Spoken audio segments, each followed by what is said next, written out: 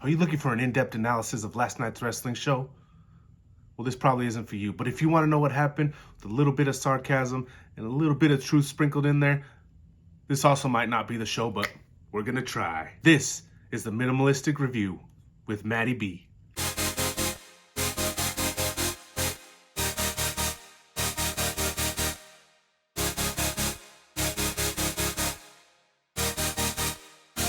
So Raw kicked off last night with Randy Orton cutting a promo in a dark room with a mask that covered all of his face.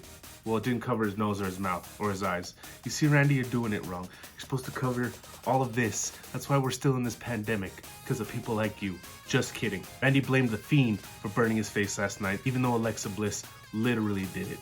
But more on Alexa Bliss later. Charlotte Flair defeated Peyton Royce in a pretty good match by submission, but not before Ric Flair came out with Lacey Evans wearing Charlotte's robe. Someone's got some daddy issues. Backstage, Bobby Lashley stepped on Riddle's toes, because he's not Matt anymore. He's just Riddle, even though he missed. Ali cut a fantastic promo talking about how Kofi Kingston took his spot at WrestleMania 2 years ago when Kofi Mania happened, and says he wants him to feel that same heartache, which is why Retribution is going after Xavier Woods. And then in that match, Woods was defeated by Mace with a little bit of distraction from Retribution. Looks like this is going to continue. WWE then replayed the WrestleMania announcement from the weekend, which states that this year WrestleMania will be taking place over 2 nights at Raymond James Stadium. Next year, WrestleMania will be at Dallas at the AT&T Stadium for 1 night, as of right now. And in 2 years, WrestleMania will be in Hollywood, which is where it was supposed to be this year, but everything got messed up. Alexa has Alexa's Playground, and she really freaks out Asuka and declares that she will be in the Royal Rumble while she's talking to her imaginary friend who's on a swing. Also, Goldberg versus Drew McIntyre is made official for the Royal Rumble. Shayna Baszler then beat Mandy Rose by submission in an okay short match, but then, for no reason, Dana Brooke just drop kicked Shayna Baszler and Nia Jax outside of the ring, even though she's a babyface. Nice.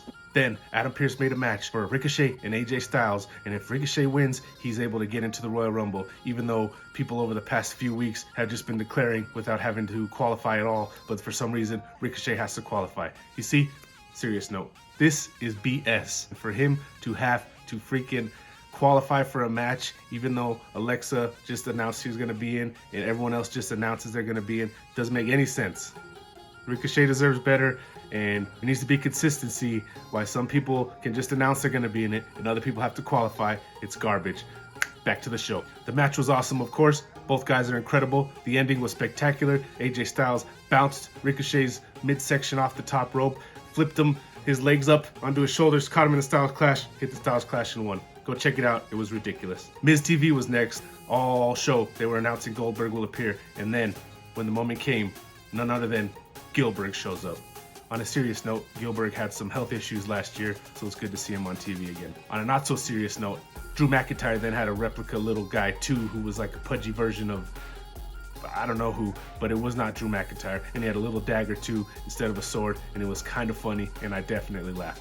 But then Miz did tease that he might cash in his Money in the Bank at the Royal Rumble and be the next WWE champion, because he's next. The Hurt Business then defeated Lucha House Party and Riddle while continuing the dissension between Shelton Benjamin and Cedric Alexander.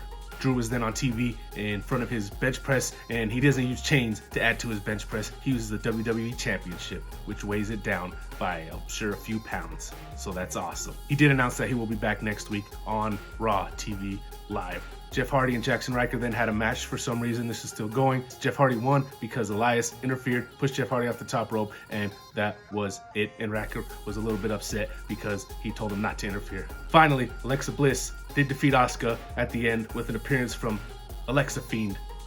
She was fighting, decent match, and then the lights went out like Fiend style, and Alexa came back in all black with black lipstick, like an emo Alexa Bliss Fiend thing, and then she pretty much just dominated Asuka, hit her with the Sister Abigail, and won, which kind of sucks because Asuka basically just looks like a punk here, and she got beat really fast, and she got beat because she was scared of Alexa Bliss, which is very weird. It was kind of a boring show, but hopefully, SmackDown continues to be good because it's been really good. Thank you for watching. Let me know what you think of this video and my delivery, even though I am really choppy right now and I don't know why. Thank you.